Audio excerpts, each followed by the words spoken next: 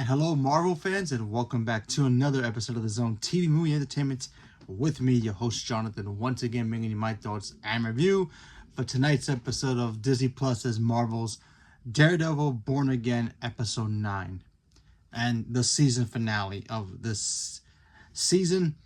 So, spoilers ahead. If you've not caught up to Daredevil Born Again, what are you waiting for? Go watch it. It's a banger.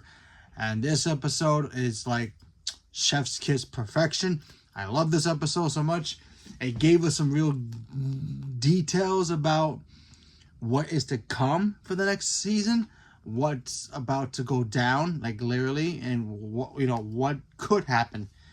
And it just shows why Matt Murdock, aka Daredevil, is such a beast. And seeing Punisher in this episode, oh my god, he's a monster. Woo-hoo, in the best way. So, let's talk about it. So, like I said before, spoilers ahead of you, not seen this episode. So, we all know from last week's episode that Matt Murdock finally figured out who killed Foggy, or who put the hit off on Foggy. Found out it was Bullseye, who was hired by Vanessa Fisk because of some court stuff that he was about to find out. He kind of stumbled into some kind of scheme that Wilson Fisk, aka the Kingpin, and his wife were going to be doing. They were going to be doing some illegal gambling to make it legal, making a place where they can do it legally. That's between borders and nobody can touch them, kind of a place. So Foggy found out, got caught, got pinched, got popped. So yeah, and then of course Bullseye was going to take out Fisk. Matt Murdock got shot like around the shoulder area. So yeah, he ended up in the hospital. And then of course he wanted to leave because he had the information about Fisk and he wanted to know what was gonna go down. And then of course Fisk wanted to make sure, oh yeah, let's take advantage of what's been going on. I just got shot at, so let's shut down the city. Let's look for let's look for Bullseye, and also find a way to use his, technically his illegal task force to go after vigilantes. But even his counsel was like, hey, can't do that. There's some protocols. You gotta do certain things. And then of course, you gotta have somebody who's really threatened the city to be able to do that, not just one guy. And then he's just like, okay. He shuts off the power so that way everybody can have panic in the city. When the power goes out, some people will go out, rob stores or whatever. Chaos will happen, So he wanted to take advantage of that and have his task force go out there to take out vigilantes, whoever they are, no matter who they are. So, and then of course that's also means taking out Daredevil, aka Matt Murdock. And of course, Frank Castle, the Punisher.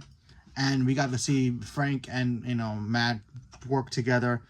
Matt in his costume, Punisher being Punisher, wearing his actual Punisher logo, not the cheap knockoff that these guys were wearing. And you can clearly tell that their skulls are very cheap. Kind of like what, TikTok will use in their shops or something. Their knockoff versions. But it was so cool seeing Frank, the Punisher, just cut loose and just rip people apart with his guns, his knives, even Matt using his bow staff thing that he has. It was clean. It was just beautiful to see. It was a nighttime scene as well, so I thought that stuff was great. You had like the helicopter, like the searchlights, like in the background, kind of being like the main light. So I thought that was clean. I thought that really worked as well. We also get to see in this episode Karen come back. She comes back because Frank called her. They got together. They used to have history together as well. And she ends up helping Matt find Foggy's files about what the heck was Fisk up to. And then they had a heart to heart about how he was like, yeah, I kind of got broken the day Foggy died. So we got to see Matt kind of confess his grievances in a way. We didn't get enough of him being in church like he's supposed to be, but it was kind of cool seeing how damaged he was and him kind of telling Karen, like, yeah, I was like broken when that happened. I almost let I wanted to kill Bullseye for what he did. I wanted to let him go. I wanted him to die off, when I threw him off the roof. And seeing him do that, that was actually kind of like him, you know, I guess also asking for forgiveness in a way. So I thought that was pretty cool. We saw Frank deal, aka the Punisher, deal with the fake Punisher, vigilante task group. He pretty much was taking care of himself. And of course, but you know him, he's human. He has his injuries. He got slipped up, he got caught, and then he got captured. Yeah. And, oh, by the way, there's an after credit here, so make sure you watch the after credit. And I'm going to tell you what the after credit is, but and let you know what that means. There's a scene in here where we get to hear Matt talk about, he's going to need some help. So that could be some kind of maybe setting up the Defenders for next season, maybe a new version, maybe new actors. I don't know. Maybe they're going to bring in all the actors from the Netflix universe of the Defenders into here. Jessica Jones, Luke Cage, Iron Fist, and of course Frank. So I thought that was cool. We also get to see the Kingpin be the Kingpin again by killing the Commissioner. Now the Commissioner, remember in the first episode when we first meet the Commissioner, he was telling Fisk like, yeah, I know who you are. You may be the mayor, but I'm going to keep my eyes on you because I don't trust you. He was making that threat in the first couple episodes. And then the mayor just goes, okay. Shows him something, shows him a picture of his wife and kid. He knows where they are, just to keep the Commissioner in line. And then we got to see the Commissioner, behind the scenes in his own thing, talking to his Fisk's right hand girl, saying this: "I'm going to the governor. We gotta stop this guy now. We gotta get him impeached or something. We gotta do something." And then boom, he ends up getting killed. So I thought, and we got to see Fisk use his own bare hands to just rip his head off and just literally break his head. Brutal. So yeah. Fisk has come a long way from Hawkeye, from wearing those Hawaiian shirts and just being a big guy getting shot in the eye. He's come a long way. He's evolved. So brutality is fantastic in here. I thought that was great. What else?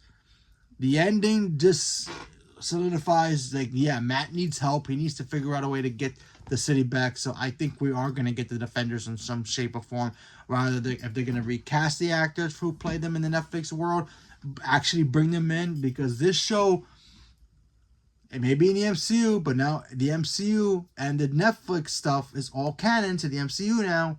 So I'm keeping my fingers crossed that we get Jessica Jones, because I love the actress who plays her, because she's perfection. I think she's the best Jessica Jones we ever had, and I love that show, and I always wanted them to continue it.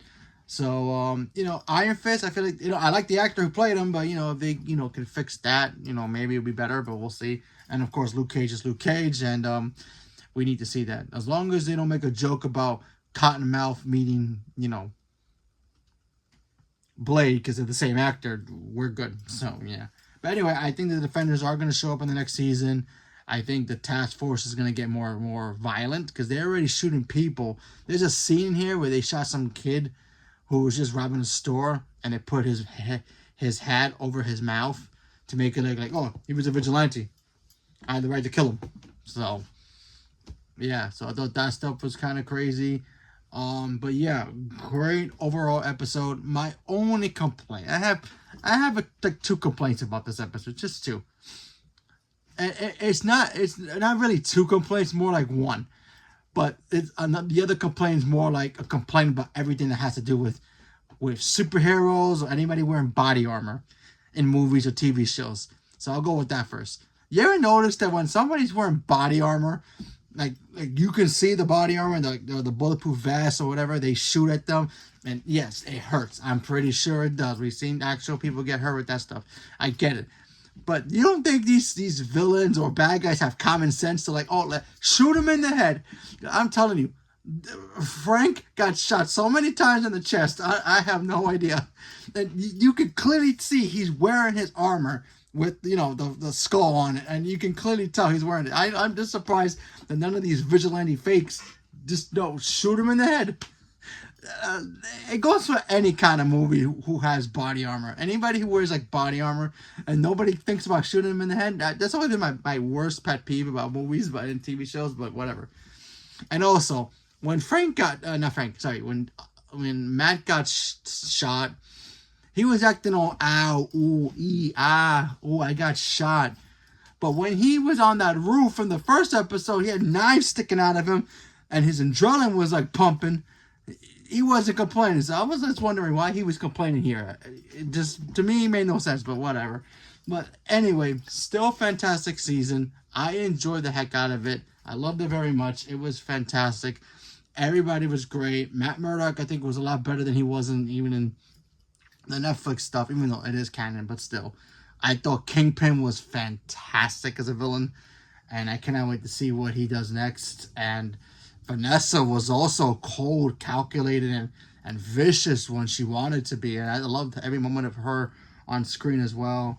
I thought Heather was going to die, Matt's new girl, but nope, not yet. She's now working with Fisk now, so we'll see what happens in the next season. The after credit was basically, before, the episode ended, we see Fisk and his wife go down a cell, and we see a whole bunch of people locked up in cages, and then we see Frank in a cage as well, aka the Punisher. He's been locked up as well. We don't know what happened to him. Then we get to the after credit where it looks like he would escape, so maybe he's gonna go join Daredevil in the next season, and we'll see what happens. Or maybe it leads into his own show, or his supposed Disney Plus special he's supposed to be getting, so who knows.